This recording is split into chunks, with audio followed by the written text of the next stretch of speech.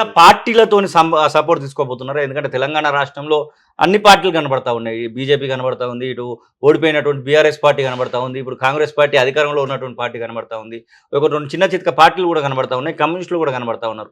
పార్టీల సపోర్ట్ ఏమైనా మీ intellectual team తీసుకోబోతున్నారు? నువ్వు పార్టీలు చక్కగా ఉంటే మా సొంటలో అవసరమే లేదు సమాజానికి. అసలు పార్టీలు చక్కగా లేకనే కదా ఈ మా ఇబ్బంది అంతా.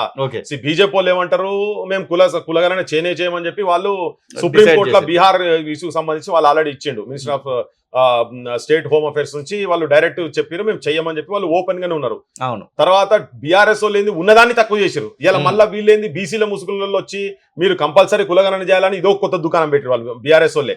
అసలు వాళ్ళు ముంగడికి వస్తలేరు. కొంతమంది బీసీలను, ఎస్సీలను, ప్రవీణ్ కుమార్ సంటోలను కావచ్చు, కొంతమంది ముంగడ తీసుకొచ్చి ఈ అంశం గురించి మాట్లాడిస్తున్నారు. కానీ వాళ్ళు చేసింది కూడా బద్మాషే. వాళ్ళు ఉన్నదాన్ని కూడా తక్కువ చేశారు కదా. 34 ఉన్నదాన్ని కుదించి 18% చేశారు కదా. మరి ఏ రాజకీయ పార్టీని నమ్మాలి? మీరు అన్నారు కమ్యూనిస్టులని. కమ్యూనిస్టులకు ఎక్కడిది? కమ్యూనిస్టులకు వాళ్ళు ఎటు పోతే అటు పోతారు. ఎవడు ఎక్కడ పచ్చగుంటే అటు పోయి మేసే కాడికి వాళ్ళు కూడా పాపం వచ్చిరు. వెరీ సారీ టు సే వాళ్ళ గురించి. కానీ సో అన్ని రాజకీయ పార్టీలు అట్లే ఉన్నాయి కాబట్టి, కానీ ప్రజల పక్షాన మాట్లాడేటువంటి వాళ్ళ వ్యక్తులు మేము ఇంకా ఉన్నాము. ఈ రాజకీయ పార్టీలు చక్కగా ఉండేది ఉంటే మాకు ప్రాబ్లమే లేదు. అది లేదు కాబట్టి మేము ప్రజల తరఫుకి వెళ్ళి వాస్తవాలు ఏంటి అనేది వాటి గురించి సమగ్ర అవగాహన తీసుకొచ్చుకొని మేము కొట్లాడే సిచ్యువేషన్ కు వచ్చినాం. మేము అట్లా మొత్తం ఎన్ని అంశాలను ప్రతిపాదించడం జరిగింది? మీరు అందరూ ఇంటలెక్చువల్ టీం కానివ్వండి, మురళీ మనోహర్ గారు అయితే దాదాపు 4 దశాబ్దాలుగా చూస్తా ఉన్నాం బీసీలకు సంబంధించినటువంటి. జస్టిస్ చంద్రకుమార్ అదే పనిలో ఉన్నారు, పృథ్వీరాజ్ గారు మీరు అదే పని ఉన్నారు, పద్మజ, అలాగే పిఎల్ విశ్వేశ్వరరావు అందరూ కూడా ఇదే దీనిపైన చాలా రీసెర్చ్ చేసినటువంటి వ్యక్తులు. ఎన్ని అంశాలను ప్రధానంగా అక్కడ ప్రతిపాదించడం జరిగింది? చాలా మల్టిపుల్. మీకు సమగ్రంగా కుటుంబ ఆర్థిక పరిస్థితులు ఎట్లా ఉన్నాయి, చదువుకున్న వాళ్ళు ఎంతమంది ఉన్నారు, ఎట్లా చదువుకున్నారు, వాళ్ళు ఇప్పుడున్నటువంటి సిచ్యువేషన్స్ ఏంటి, అసలు వాళ్ళకి ఏమైనా పరిశ్రమలు ఉన్నాయా, పెట్టుకొని నష్టపోయినరా, వ్యవసాయదారుల కుటుంబాల, అసలు భూములు ఉన్నాయా లేవా, వాళ్ళకి అసలు ఇండ్లు ఎట్లా కలుస్తున్నాయి, కుల వృత్తులు మొత్తం చిక్కిపోయినాయి. బీసీలు అంటే బ్రిలియంట్ కమ్యూనిటీస్ యాక్చువల్ గా, ఒరిజినల్ గా చెప్పాలంటే బ్యాక్వర్డ్ క్లాసెస్ అన్నారు. కానీ అసలు ఈ దేశ సంపదకు మూలవాసులే వాళ్ళు. ఎందుకంటే వాళ్ళు ఏదున్నా ఇంజనీరింగ్ టెక్నాలజీ మొత్తం దానికే. దాని నుంచి 75% ఇటు సైడ్ నుంచి కాకకల ఎలక్ట్రల్ కమిషన్ వాళ్ళు చెప్పారు వీళ్ళకి ఆ రిజర్వేషన్ ఇవ్వాలి, వీళ్ళ ఎక్స్పర్టైజ్ ఉన్నది అని చెప్పని. నువ్వు ఏ పరికరాలు ఏవి చేయాలన్నా కానీ ఈ కమ్యూనిటీస్కి వెళ్ళి చేశారు కదా. కానీ ఇలా పరిస్థితి అంటే అన్నం దొరకని సిచ్యువేషన్ అయిపోయింది.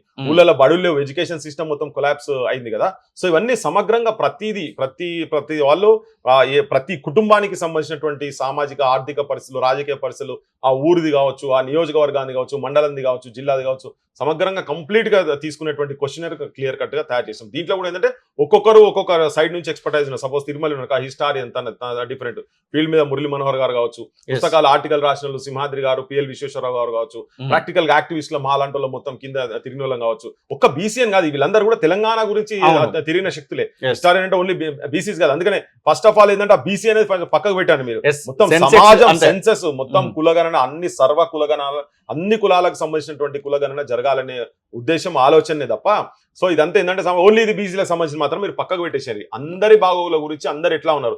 1% of the population of the nation is holding 40% of the wealth of the nation. Who is this 1%? ఎవరు ఈ 1% ఎవరు అనేది తేలాలి కదా. భారతదేశం అంటేనే కులాలుగా విభజించబడ్డది. ఇప్పుడు నేను కొత్తగా చెప్తే వచ్చేది కాదు. అమెరికాలో పోయిన వాళ్ళు కూడా, వెస్టర్న్ కంట్రీస్ లో పోయిన వాళ్ళు కూడా ఇలా కుల సంఘాలు పెట్టుకొని తిరుగుతున్నారు. ఏ కులానికి ఆ కులం సంఘం ఉన్నది, ఏ పార్టీకి ఆ పార్టీ సంఘాలు, దాంట్లో కూడా సబ్ క్యాస్ట్లు ఉన్నాయి. సో ఇట్లా అన్ని చేస్తున్నారు కాబట్టి ఏదో ఇలా మనం కొత్తగా మాట్లాడుతున్నాం కావచ్చు. అందుకని సమగ్రంగా కంప్లీట్ గా అన్ని కులాలకు సంబంధించినటువంటి డీటెయిల్స్ క్లియర్ కట్ గా తీసుకొస్తేందుకు సర్వం అందరు ఎక్స్పర్టైజ్ ఉన్నారు కాబట్టి కొత్తగా మనం మాట్లాడేది ఏం లేదు. ఇది వాస్తవం. ఎవరి ఇంట్లోనైనా కానీ వాళ్ళ ఇంట్లో సేమ్ కులానికి ఇచ్చేటందుకే చూస్తారా కానీ అది వాస్తవం కదా. మనం భారతదేశ రాష్ట్రపతి కాడికి వెళ్ళి నీలం సంజీవ రెడ్డి ఆయన కులమే పక్కకున్నది కదా.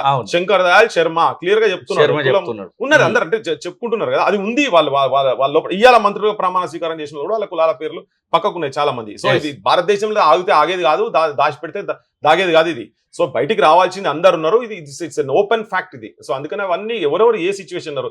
బాటం 50% చేతులలో 3% of the wealth of the nation. మరి ఎవరి బాటం 50% ఎవరు, ఏ జాతులకు సంబంధించినటువంటి వాళ్ళనేది తేలాలి. అదే కదా రాహుల్ గాంధీ మాట్లాడుతున్నారు. అదే అడుగుతున్నాం మేము. అదే తీయాలంటున్నాం. ఒకవేళ నువ్వు తీయలేదు అనుకో నిన్ను ఎక్స్పోజ్ చేస్తాం. రాహుల్ గాంధీ కూడా అబద్ధాలు ఆడుతున్నాడు, ఆ రాహుల్ గాంధీ కూడా దొంగ మాటలు చెప్తున్నాడు చెప్పాల్సి వస్తుంది. రేపు రాహుల్ గాంధీ కూడా సామాజిక వర్గాలకు సంబంధించినటువంటి, పేదలకు సంబంధించినటువంటి వాటిల్లో ఆయన కూడా ఒక ద్రోహి అని మేము రేపు పొద్దుగా మాట్లాడాల్సి వస్తుంది. మమ్మల్ని అట్లా మాట్లాడనీయకుండా ఉండేటువంటి బాధ్యత వీళ్ళు ఇప్పుడున్నటువంటి ప్రజెంట్ గవర్నమెంట్ తీసుకోవాలి. అసలైన తొలి వెలుగు. ఫాలో వాట్సాప్ @తొలి వెలుగు official.